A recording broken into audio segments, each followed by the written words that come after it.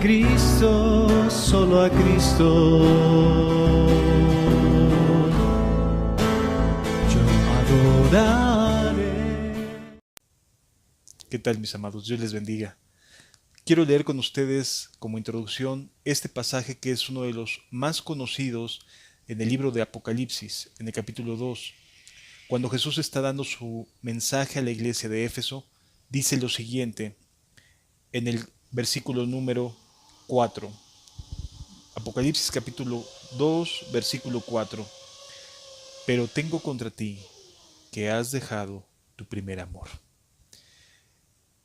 Esto nos deja ver a un Jesús que está dolido, que le pesa en su corazón, en su ánimo, que su iglesia, en este caso ubicada en Éfeso, haya dejado ese amor que tuvo al principio, cuando recién fue rescatado de las tinieblas.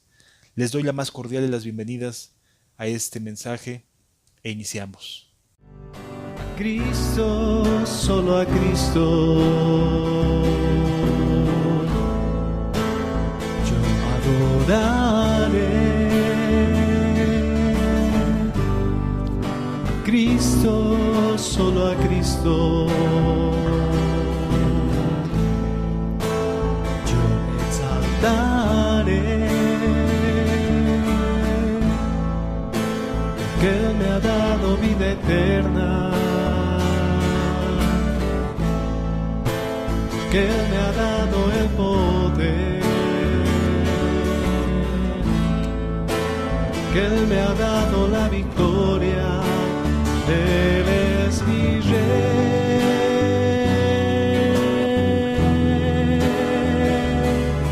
A Cristo he proclamado.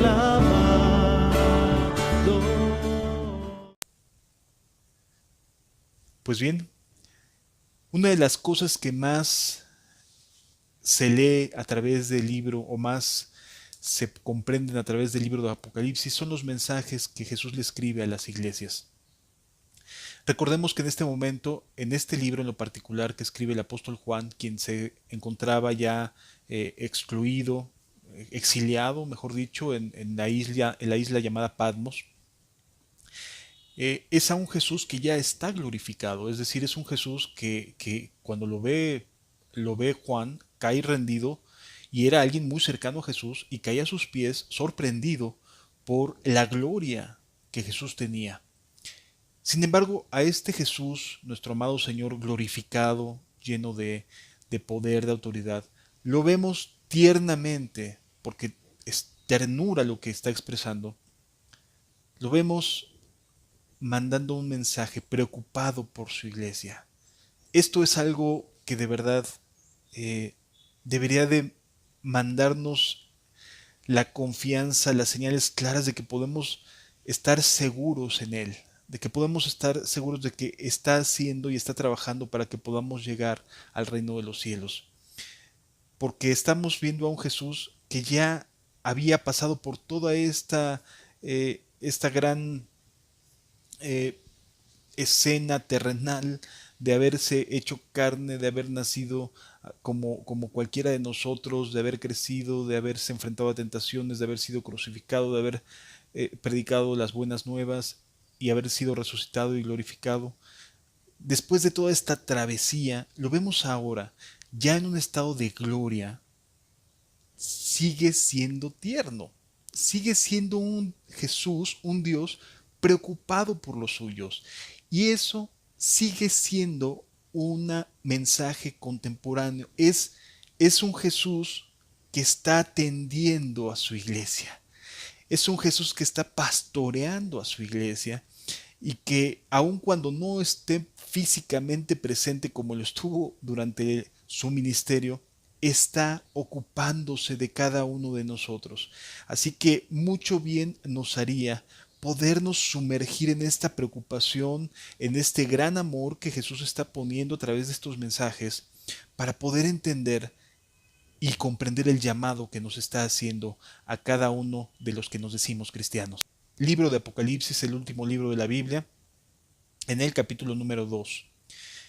El primer capítulo de este libro se nos presenta un Jesús lleno de gloria, con un poder absoluto, ilimitado, lleno de autoridad, con eh, un aspecto tan glorificado que alguien como Juan, que era capaz de poderse recostar sobre el pecho de Jesús, que era el más cercano en términos de relación personal con Cristo, lo vemos que de inicio no identifica a Jesús y cae sobre sus rodillas y, y es tan grande la gloria de Jesús que aquel que era humanamente más cercano a él no lo logra reconocer de inicio, sino hasta que Jesús se manifiesta y dice: yo soy el alfa, el omega, el principio y el fin, el que estuve muerto y he aquí que estoy vivo.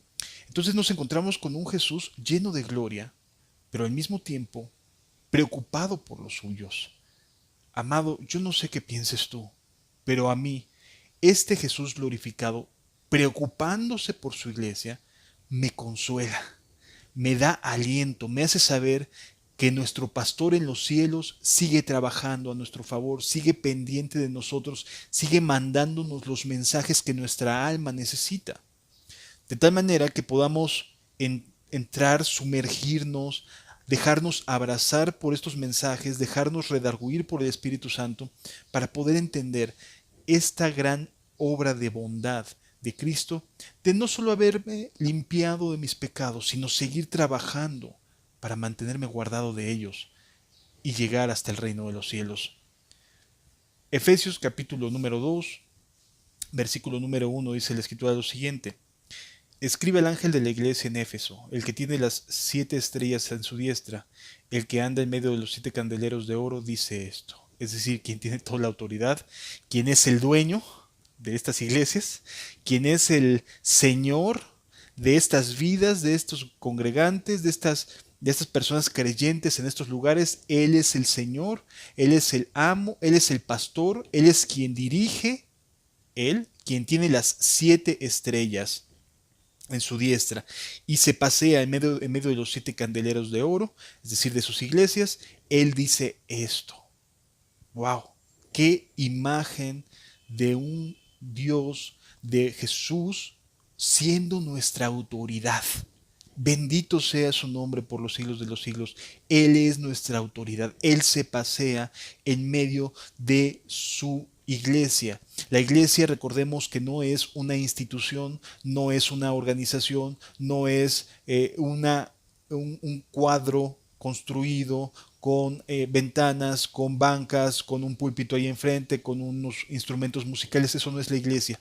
La iglesia somos personas y Jesús se pasea en medio de su iglesia, es decir, Jesús tiene todo el señorío, toda la autoridad en medio de sus iglesias. ¡Qué imagen tan impresionante! El que tiene las 7 estrellas a su diestra y el que se pasea en medio de los 7 candeleros de oro dice esto, es decir, tu Señor, Dios Todopoderoso, te manda decir esto. El que se pasea, el que está presente, no se fue y se ausentó para siempre, no, está presente, nos dice esto: yo conozco tus obras.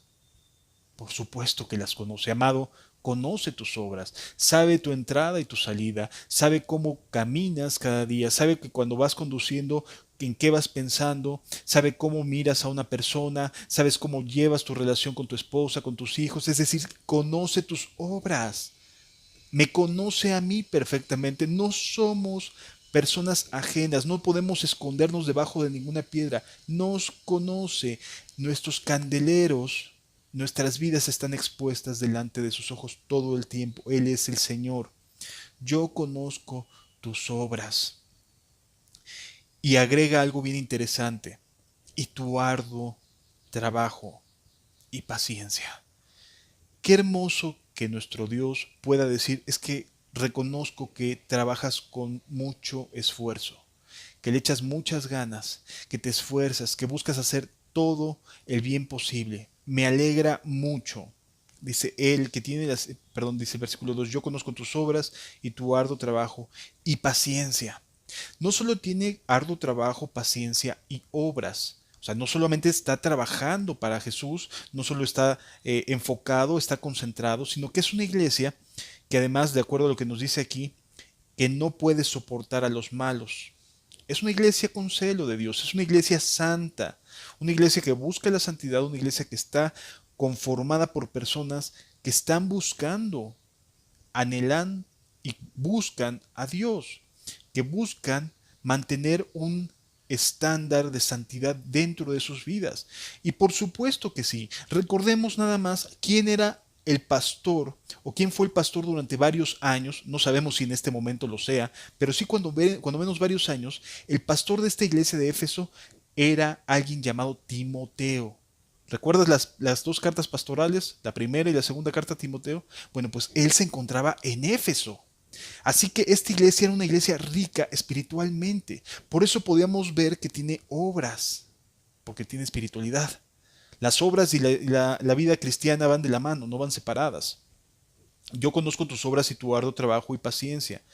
Es una iglesia rica espiritualmente porque tenía mucha instrucción cristiana derivada de que alguien como Timoteo, a quien Pablo le llama que era un hijo leal, un hijo verdadero en la gracia, en la fe. Entonces, él era el que había pastoreado esta congregación y por lo tanto entendemos que fuera una congregación con una vida muy activa espiritualmente hablando. Dice, no puedes soportar a los que son malos, y has probado a los que se dicen ser apóstoles y no lo son, y los has hallado mentirosos. Era una iglesia que ustedes recordarán que Pablo le envía instrucciones acerca de cómo debe ser un obispo. Es decir, le da instrucciones de cómo debe ser un obispo. Así que estas instrucciones las transmite Timoteo. Por lo tanto, era una iglesia capaz de discernir a quienes se dicen ser apóstoles y no lo son y los han hallado mentirosos. Era una iglesia madura, era una iglesia que tenía suficiente palabra de Dios para poder pesar en balanza a los que se dicen ser apóstoles, enviados, ministros, pastores, etcétera, y no lo son y los habían hallado mentirosos. Es decir, la iglesia es quien evalúa, la iglesia es quien pesa, la iglesia es quien discierne a un ministro del Evangelio. No otros, no, la iglesia. Aquí nos lo dice las Escrituras.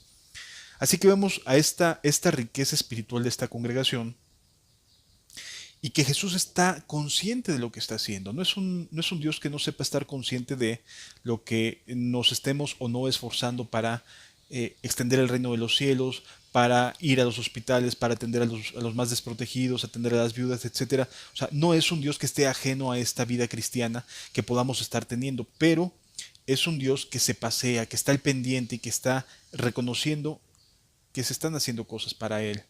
Versículo número 3. Y has sufrido y has tenido paciencia y has trabajado arduamente por amor de mi nombre y no has desmayado. En otras palabras, es una iglesia que permanece, es una iglesia que se mantiene firme, que no desmaya, es un grupo de personas convencidas de la vida cristiana, convencidas de que vale la pena esforzarse, de que vale la pena caminar al lado de Dios.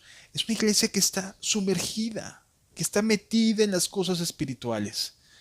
Cualquiera diría, con un poco de discernimiento, que parece una iglesia ideal. Sin embargo, hay un aspecto bien interesante que en muchas ocasiones se pasa por alto. Versículo número 4. Pero tengo contra ti. Jesús, quien se pasea en medio de los 7 candeleros de oro, tenía algo en contra de esta iglesia tan espiritual, tan llena de vida, y es esta, que has dejado tu primer amor. Entendámoslo. Estamos hablando de la iglesia. Y Jesús le dice, dejaste tu primer amor. Aquel que se pasea y mira cómo hacemos las cosas, le estaba diciendo a esta iglesia, oye, es que ya no estás haciendo las cosas como al principio. Con ese fuego, con esa intensidad, con ese deseo permanente, con esa emoción, con esa pasión, has dejado tu primer amor. La mayoría de las personas que he escuchado mencionar este versículo dicen equivocadamente, has perdido tu primer amor. No, aquí la Biblia es bastante clara y es dejado. Es decir, esta iglesia tan espiritual había abandonado la vida íntima, ese primer amor que nos constriñe y nos empuja a cualquier obra para hacer el bien, se había dejado. ¿Esto qué significaba? Pues que una iglesia que está en un contexto donde ya no tiene su primer amor, va a tender a caer en la monotonía y en la rutina.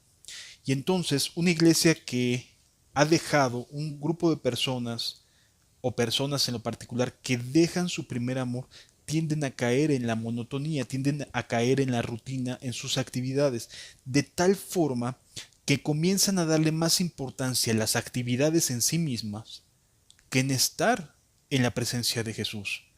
En otras palabras, nos encontramos con una iglesia que tiene una muy buena vida, pero que no tardaría mucho en empezar a decaer, porque separados de Él, nos dice el Evangelio de Juan, nada podemos hacer. Por lo tanto, esta iglesia, este grupo de personas, este grupo de creyentes, estaba dejando, había decidido dejar el primer amor.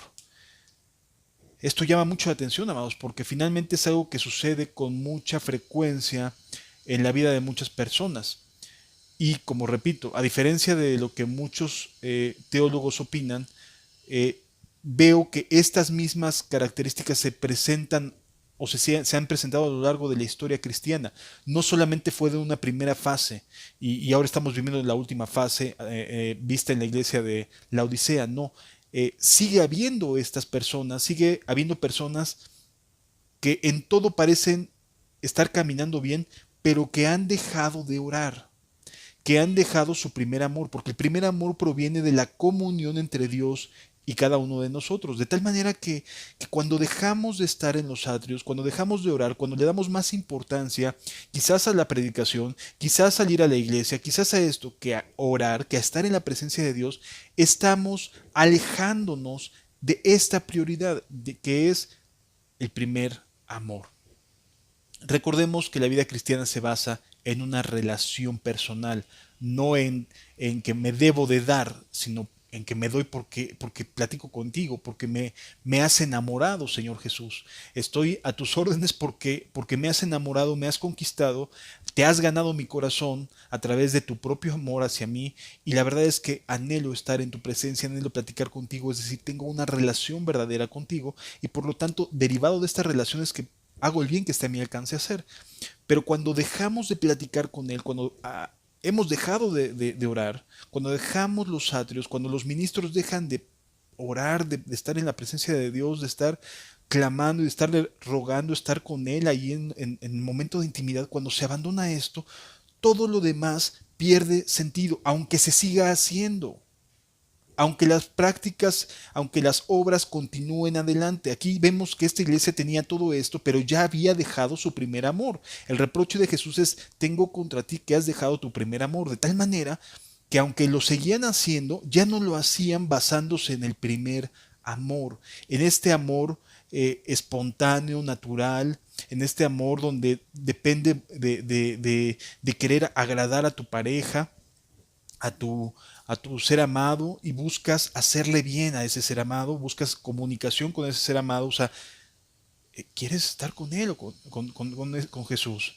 Entonces, esto es bien interesante, amados, porque nos relata la historia de muchas congregaciones, de muchas comunidades, no solamente de una, en este caso geográficamente localizada ahí en Éfeso, sino nos marca el estado de muchas congregaciones el día de hoy que continúan con una vida activa aparentemente sin reproches, pero que en lo personal Jesús le dice: es que tú sabes que no estás orando. Sí es cierto, tú estás haciendo esto, vas a hacer aquello, haces esto otro, te enfocas en esto, te esfuerzas, puedes discernir, ahí tienes palabra, tienes sabiduría, las escrituras abundan entre ustedes, pero sabes que no estás orando, tú lo sabes. Tú sabes que no estás encomendando a Jehová tu camino y confiando en Él. Tú sabes que no está habiendo esta comunicación con el Padre, que no estás teniendo esta comunión con Dios, pero estás enfocado tanto en que todo salga tan adelante, todo salga bien, que no te das cuenta que ya dejaste de platicar con Él. Que cuando te sientas a pretender descansar un poco, dices, uy, se me pasó a orar. Amado, esto no puede ser así. De verdad te lo digo. Tú no puedes pretender hacer algo para Jesús y no estar con Jesús. No se puede. Sin embargo, aquí nos encontramos que esta iglesia seguía en esta inercia, ¿sí? O sea, venía con esta inercia de seguir haciendo cosas, de seguir con esta rutina, con esta manera de hacer las cosas, con estos formatos, con esta forma de trabajar, con esta organización, etcétera. Venía con esta misma inercia y ya había dejado los atrios, había dejado de orar. Amado, separados de Él nada podemos hacer. Hacían todo esto y no estaban prestando atención a que ya no lo hacían con el fuego de alguien que sabe estar con Jesús, que sabe llorar con Jesús, que sabe de dónde provienen todas las cosas. Así que, amados, este es un llamado, sí, para aquellas personas que teniendo oídos escuchen. No importa cuán espiritual parezca ser, no importa cuánto anhelo, cuánta buena voluntad o cuánta disposición tengas a hacer cosas correctas y rectas delante de los ojos de Dios. No importa esto, aun cuando ya lo estés practicando, estés viviendo conforme a lo que las instrucciones cristianas te están alumbrando, si no estás teniendo una comunión con Jesús, si no estás platicando con Él, si no te estás desahogando, amados, el Espíritu Santo fue presentado de parte de Jesús como que el que consuela. Y si tú no el consuelo no lo estás recibiendo de parte de Jesús, sino de parte de tus éxitos, qué tanto te va bien en una cosa, qué tanto te va mal en otra, si en función de eso estás midiendo tu vida cristiana, te estás equivocando. Porque el que consuela es aquel a quien Jesús presentó como el Espíritu Santo. No te consueles en el éxito, no te consueles en tu ministerio, no te consueles en cuántas personas vinieron hoy a la iglesia, no te desconciertes si ves que vienen pocos a una congregación o se juntan pocos en un lugar. No hagas eso, no te sometas a esta forma de vida. Lo que Jesús quiere es lo siguiente, versículo número 5. Recuerda, por tanto, de dónde has caído y arrepiéntete. Amado, Jesús llama al arrepentimiento a su iglesia. A una iglesia que no sabía que ya había dejado de estar en el primer amor y que se le reconoce lo que hacía, sí, pero que ya no le servía porque no lo estaba haciendo con los motivos correctos. Así de sencillo. Recuerda, por tanto, de dónde has caído y arrepiéntete. ¿Cómo lleva Jesús al arrepentimiento de cada uno de los que quizás podamos identificarnos con este llamado de Jesús? Recuerda. Es decir, entramos en un estado de momento, me voy a detener y voy a comenzar a hacer cuentas hacia atrás para traer a mi presente y decir, ¿en qué momento dejó de ser más importante estar en tu presencia? ¿Y en qué momento pasó a ser más importante las otras cosas buenas? Porque nadie le quita que te haya virtud alguna en hacer el bien. Pero ¿en qué momento dejé de agradecértelo?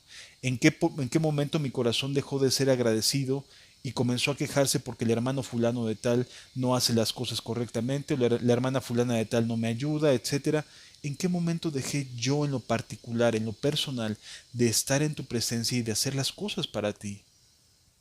De estar contigo, caminando, sabiendo que tu amor es lo más valioso que tengo en este mundo. Amados, Jesús convoca a que te hagas un alto y recuerdes de dónde caíste. O sea, habla de una caída, habla de un pecado de lo cual hay que arrepentirse. Dejar el primer amor no nada más es de manera muy simplista decir, ay, pues creo que ya me resbalé. No, es un pecado.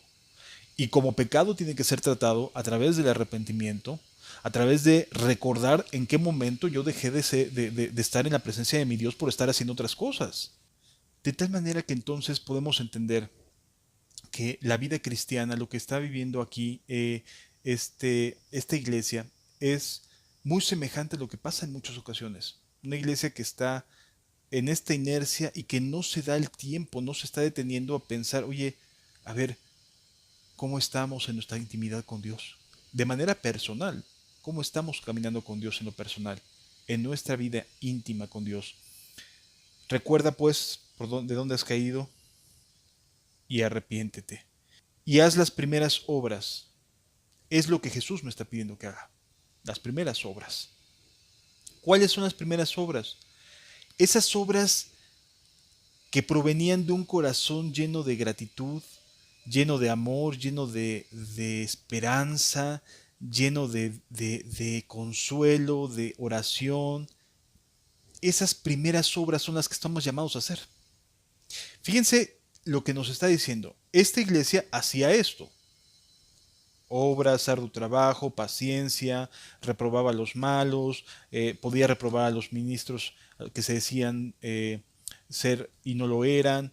Es decir, había cosas muy buenas, pero Jesús nos está pidiendo que regresemos, que retrocedamos a hacer aquella forma de vida, aquellas primeras obras. Y esto es tan valioso, de verdad, como desearía poder transmitir lo importante que es para cada uno de nosotros en lo particular entender que necesitamos retomar primero nuestra relación con Dios y regresar a hacer las cosas que se hacían en ese estado de enamoramiento de Dios.